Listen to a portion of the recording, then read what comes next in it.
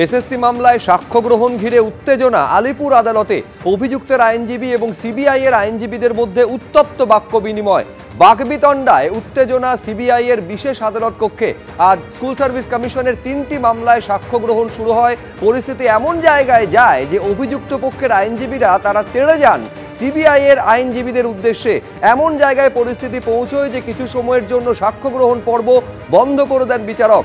আবির দত্ত আমাদের প্রতিনিধি রয়েছেন সরাসরি, আরো বিস্তারিত জানবো। আবির, এটা অত্যন্ত স্বাভাবিক একটা পরিচিত ছবি যে আদালত কক্ষের মধ্যে দুপক্ষের আইনজীবীদের মধ্যে যুক্তিযুদ্ধ চলছে, কিন্তু এরকম তো সচরাচর দেখা যায় না যে এক পক্ষের আইনজীবী আর এক পক্ষের দিকে তেড়ে যাচ্ছেন। এমন জায়গায় পরিস্থিতি যাচ্ছে যে বিচারক বাধ্য হচ্ছেন যে সাক্ষ্য গ্রহণ প্রক্রিয়া স্থগিত করে দিতে।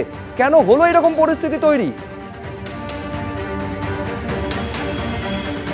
দেখো, এক কথায় বলা যায় বেনজির ঘটনা। তার কারণ এসএসসির মামলা অর্থাৎ শিক্ষা নিয়োগ দুর্নীতির যে 3টি মামলার আজকে সাক্ষ্য গ্রহণের ডেট ছিল বা তারিখ ছিল, সেই মর্মে আজকে সাক্ষ্য গ্রহণের প্রক্রিয়া যখন শুরু হয় সেখানে উপস্থিত ছিলেন সিবিআইয়ের তরফ থেকে পাবলিক প্রসিকিউটর, তার সঙ্গে উপস্থিত ছিলেন সিবিআইয়ের তরফ থেকে একজন আইনজীবীও।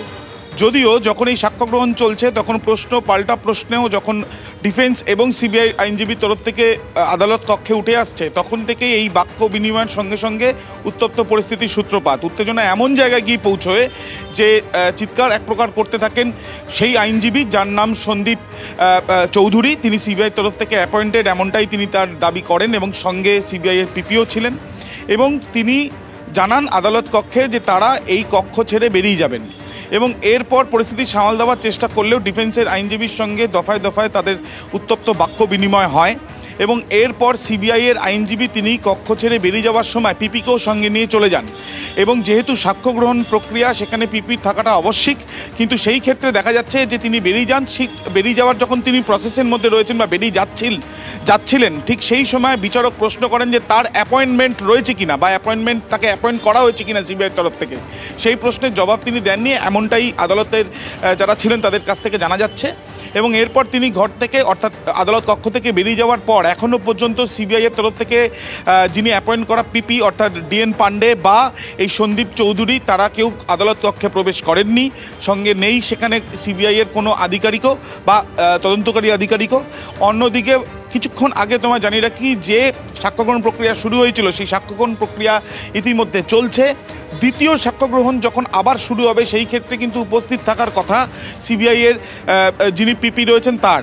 সেই ক্ষেত্রে যদি তিনি না থাকলেন তাহলে সেই ক্ষেত্রে বলা যায় যে এক প্রকার বেনজির ঘটনা ঘটতে চলেছে। যেটা এখনও পর্যন্ত যেটা হয়েছে, এইভাবে সাক্ষ্য চলাকালীন বেরিয়ে আসা, আবারও নতুন সাক্ষ্য যখন নেওয়ার প্রক্রিয়া চলবে, আদৌ সেটা করা যাবে কিনা সিবিআই পিপি না থাকলে সেটা পরবর্তীকালে আরও বেশি স্পষ্ট হবে। এবং তোমায় জানিয়ে রাখি, যেটা সিবিআই সূত্র থেকে জানা যাচ্ছে যে সম্ভাবনা রয়েছে তারা এই পুরো বিষয়টি উচ্চ আদালতেও তারা জানাতে পারেন, এবং আদৌ আজকে তারা উপস্থিত থাকবেন কিনা সেই নিয়েও একটা সন্দেহ ঘনীভূত হয়েছে।